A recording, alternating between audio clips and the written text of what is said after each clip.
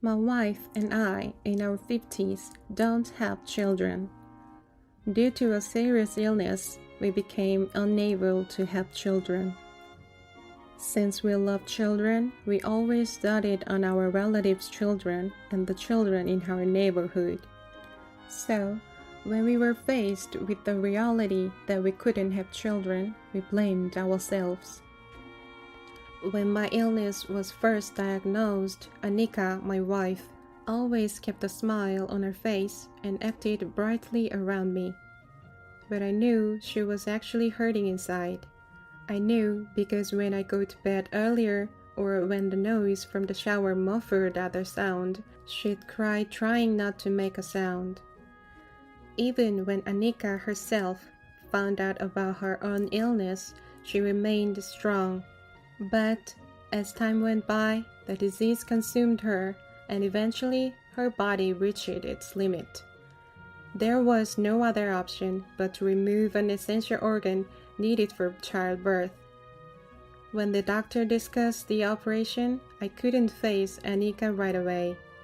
Her body was in such a critical condition that it needed a part removed, and that would mean she could no longer have children.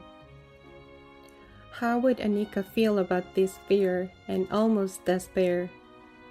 Even I, as a man, found the medical diagnosis mentally draining, and I felt guilty for not being able to fully understand Anika's feelings. Above all, I didn't know the right words to say to her, and all I could do was hold her shoulders. Looking back, the life we led after that seemed like the lowest point of our existence. The atmosphere at home was terribly gloomy, and we didn't feel like going out or doing anything. Anika even brought up divorce. I was only able to face my own illness because I had Anika. I can't imagine a life without her. So I told her, if I have to live a life separate from you, I'd rather not to live at all. A world without you is meaningless for me. Expressing my feelings, which felt almost like a threat. But this turned things around for Anika. We vowed to support each other as a family of two, and we started our new life together leading up to the present day. It's a bit quiet with just the two of us, and sometimes lonely, we'd say during our relaxed coffee breaks, which led to the decision to have a pet. We both love dogs, and considering our ages, I know it's hard to get a big dog. We agreed to get a little Shiba Inu, also called a Mame Shiba Inu. We named him Mamesta. Anika named him after the word Mame for Shiba, and Sta from the word start, symbolizing the beginning of our life with Mamesta. We both worked, so life was fairly busy. But financially, we were comfortable. We traveled, played in the park with Mamesta, and enjoyed our walks together. Life was fun. One day, after work, we were playing with Mamesta in the park as usual. Suddenly, Mamesta started running towards a tunnel slide in the playground. At the tunnel, Mamesta barked with his tail wagging. Curious, I looked inside and saw a little girl curled up, nibbling on the crust of a bread loaf. "Why are you here in such a dark place? Where are your father and mother?" A little girl nibbled on the crust of her bread and shook her head slightly. I thought her parents would come to pick up her soon, so I watched from a distance. However, much time had passed, and there was no sign of anyone approaching the pipe where she was. It was getting dark, and considering the time, it wasn't safe to leave a child alone in the park. After consulting with Anika and searching on my smartphone, I called 189. 189 is a national hotline that allows you to notify and consult with the Child Welfare Office, specifically for handling child abuse cases. I never thought I'd have to use this number, given that our neighborhood is a very calm and quiet residential area. I nervously made the call, and the person on the other end connected me to a nearest child welfare office. Suddenly, during my conversation with the representative, Anika interrupted. It's already dark and getting late. Can we take care of her for tonight? The person in charge consulted with what appeared to be a supervisor and said, Well, could you be sure to come with the girl tomorrow? I responded, We will definitely come. After confirming our identities, he hung up the phone. I don't know if this is the best decision for the girl, but somehow I feel so sorry for her. I want to at least fill her stomach for tonight. Looking at Anika, she had a very sad expression on her face. We approached the girl in the pipe and called out to her again. It's pitch dark around here, and it's dangerous for you to be alone in such a place. Would you like to come and have dinner with us? The girl remained seated, covering her face, not moving. But then a pet mamesta approached the girl, playfully licking her face. Perhaps warming up to the gesture from mamesta, the girl let out a small smile. Perhaps mamesta helped ease her guard against us, and the girl walked out of the dirt pipe, being pulled along by mamesta. What we didn't notice while she was in the pipe was that her clothes were tattered. From the smell of her, it was evident that she hadn't had a proper bath in a while. She was still somewhat wary of others, and although I and Anika reached out to her, she backed away. But when he offered her mamesta's leash, she took it and stayed close to him, walking with us. Tonight's dinner was a special curry that Anika had prepared before our walk. I entrusted the girl to Anika, who would be less alone than I, a man, and had them take a bath. In the meantime, I reheated the curry and prepared some apple juice I got from a friend waiting for them. When she came out of the bath, dressed and cleaned up, the girl looked innocent and mature.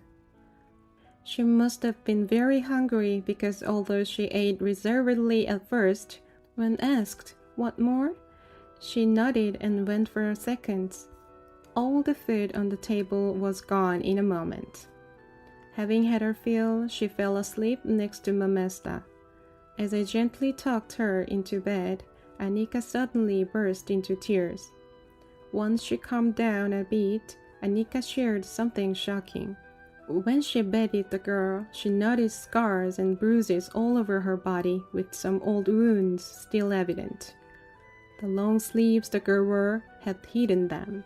Whether these injuries were strategically placed to stay hidden or she was made to wear long sleeves to cover them up, we couldn't tell. How could someone do this to such a little child? It's unimaginable. Overflowing with emotions, both Anika and I found ourselves shedding tears together. The next day, we took the girl to the facility as instructed over the phone. As soon as we arrived, an investigation began, revealing various facts. The girl's name was Maria, and she was 8 years old. There had been multiple reports from neighbors suspecting neglect from her family. Maria's parents would leave her alone and go out to enjoy the nightlife, not returning even by morning. This seemed to be a regular occurrence. Because of this, the only proper meal Maria could have was the school lunch. At 8 years old, during their growth phase, of course she would be hungry. To stave off hunger, Maria would get the leftover bread crusts that a nearby bakery offered for free and would eat them slowly inside a drain pipe. Of course, that would not be enough nutrition for her. Maria is malnourished and has not grown to the size of an 8-year-old. Anika and I were surprised and saddened at the same time when we heard Maria's actual age. The day we took her in might have been the dividing line between life and death for her. She was extremely weak, and had the situation continued for even one more day, there could have been a risk to her life. Maria was temporarily placed in a shelter. As she was about to enter the shelter, Maria resisted, and the staff seemed to be having a hard time.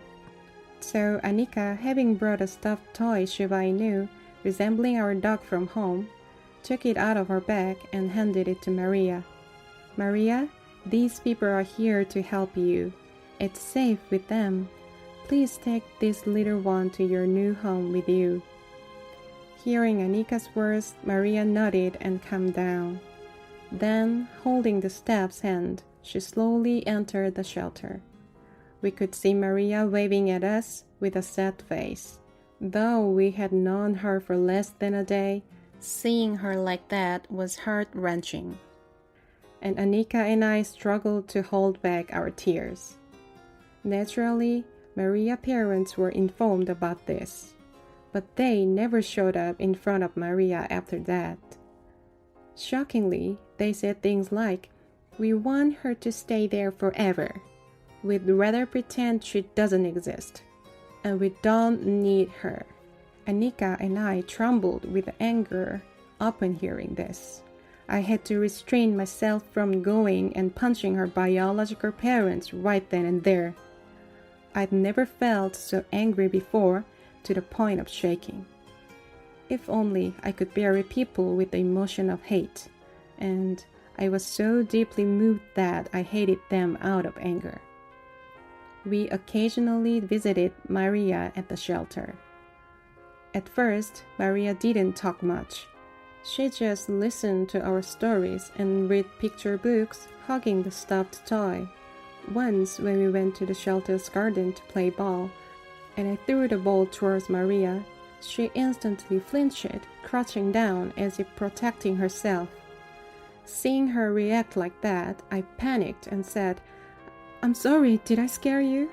Should we play something else?" But Maria just stayed crouched, not moving. When I was flustered, Anika gently picked up Maria, comforting her, saying, "It's okay, it's not scary. How about we read a picture book?" Maria clung to Anika like a child to her mother. That night, with a serious expression, Anika began to speak to me. "You know, there's something I want to discuss." "Oh, actually, there's also something I've been wanting to discuss." "Really? Could it be?" "I think it's the same. It's about Maria." Without further discussion, our feelings were already aligned, and we decided to take Maria in. We consulted many times with people from the shelter and the office, and were told many negative things, such as the difficulties of not being the biological parents and the reactions of those around us. Just accepting this is tough, and it comes with a lot of responsibility. But Anika and I visited the administrative office many times.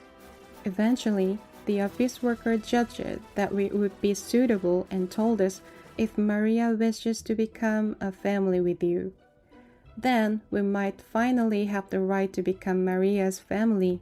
This matter was also communicated to Maria's biological parents. Then they took an unexpected action. We thought they would easily let go of Maria, but for some reason, they suddenly became hesitant.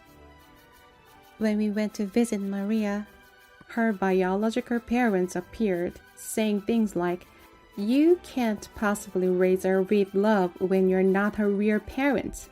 And though I don't know where they got this information, how can you two people who can't have children adopt Maria? They also made other hurtful comments. If that's the case, why did you neglect Maria all this time? Why couldn't you raise her with love? Maria's life was in danger. Huh? You don't deserve to talk to me like that. It's common sense that kids are better off with their biological parents rather than strangers. I don't think so. Let me ask you this. How many people do you think would believe that you will take care of Maria properly from now on? If there is someone who can say so with confidence, please bring them in front of me. If you're not convinced, how about this? We know that Maria was malnourished, that she had bruises and wounds all over her body. We can even go to the police with medical reports and photos if needed. For Maria's sake, we'll go to the police or even the court. We're prepared." After hearing that, they said, "You guys are such a pain," and left the shelter as if running away. That was the first and last time we saw Maria's biological parents. "Maria, would you like to become our child? Would you like to live with us as a family? I think Mamesta would be happy to have a kind sister like you." "You want me to?" she asked in a weak voice with tears in her eyes as if she was about to cry. "Of course, we'd love to have you with us. What do you think?" When she quietly nodded, Maria's relieved face, along with a somewhat apologetic and indescribable expression, left a deep impression on me. On the day we welcomed Maria into our family, we went to the shelter with our beloved Mamesta. When Maria spotted Mamesta, she ran over with joy. I felt that Mamesta's presence was slowly melting away the shadows in Maria's heart.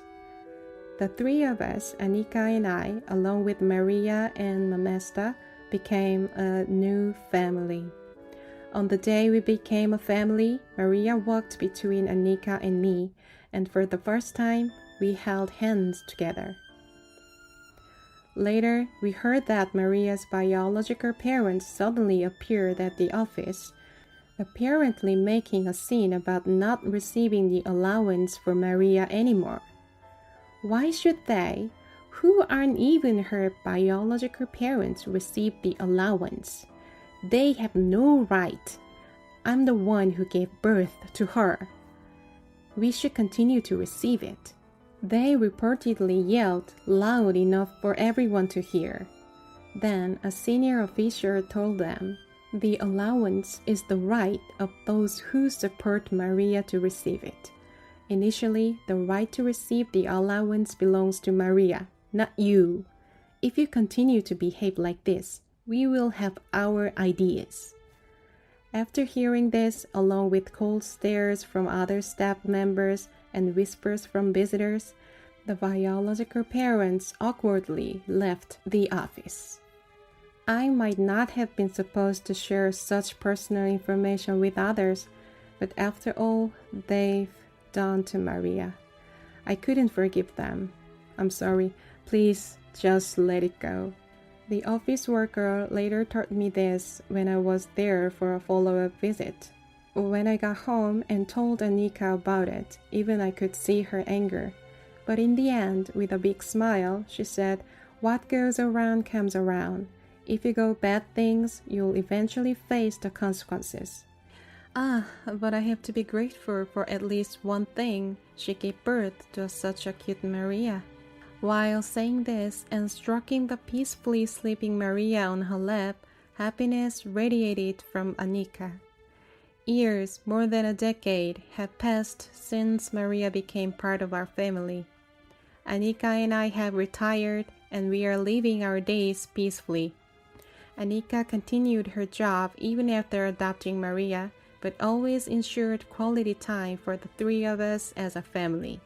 Maria, who was very cautious and quiet when she first came home, has now grown up to be a college student. Not only focusing on her college lectures, but she also gives her all in her club activities and part-time job.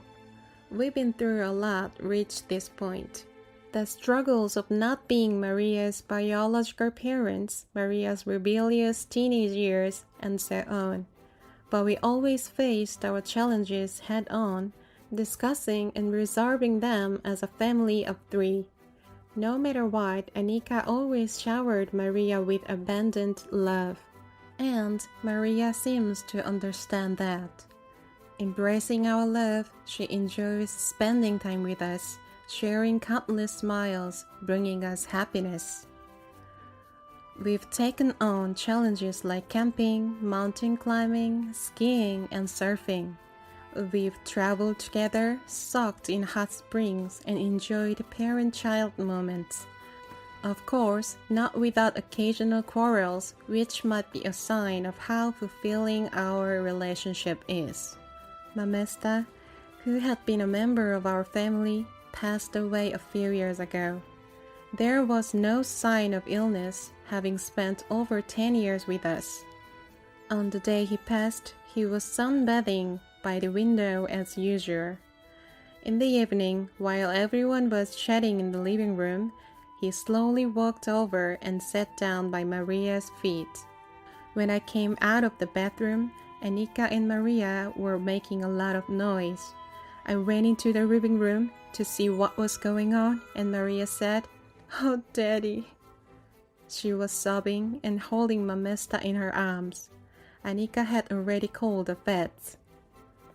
I rushed over to Maria and Mamesta and called their names together. But Mamesta's reaction was very weak. The veterinarian told me to bring him to the vets immediately, so I rushed to the car and drove to the vets. When we arrived at the hospital, Mamesta tried to stand up on the examination table with all his strength, but he collapsed immediately. At that time, Maria kept crying and calling Mamesta's name.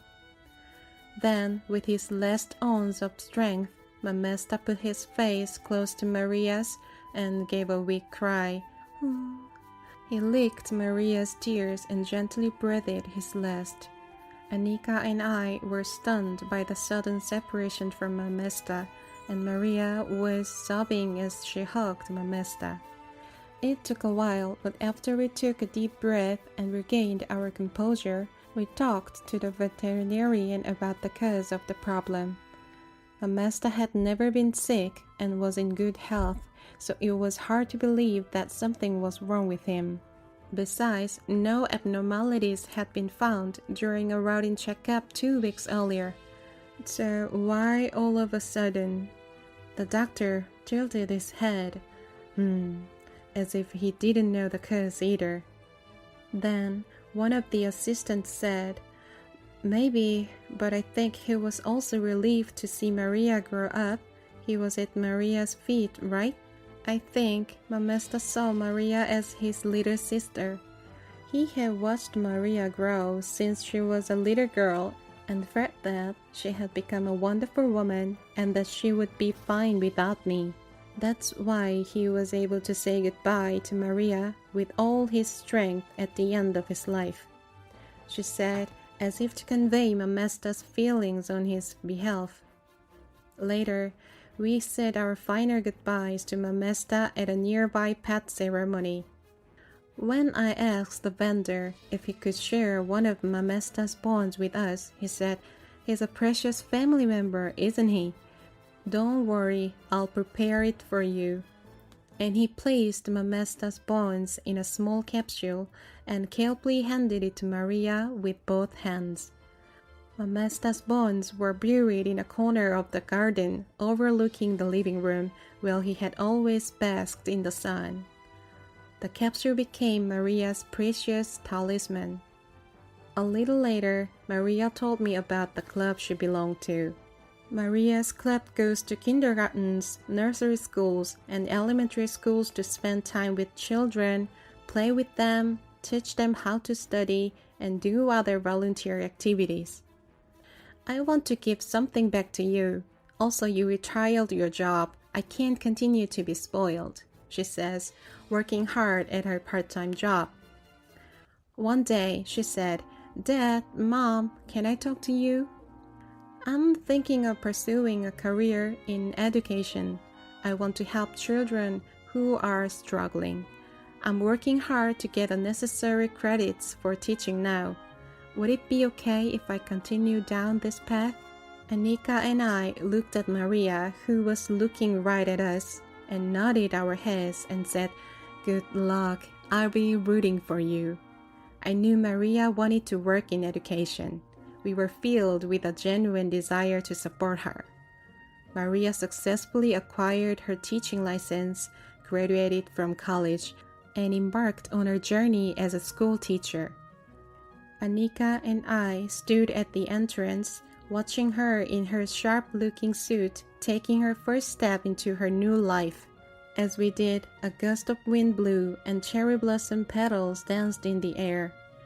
Dad, Mom, Mamesta, I'll do my best. As Maria confidently walked away, cherry blossom petals danced again, as if Mamesta was watching over and celebrating his sister's new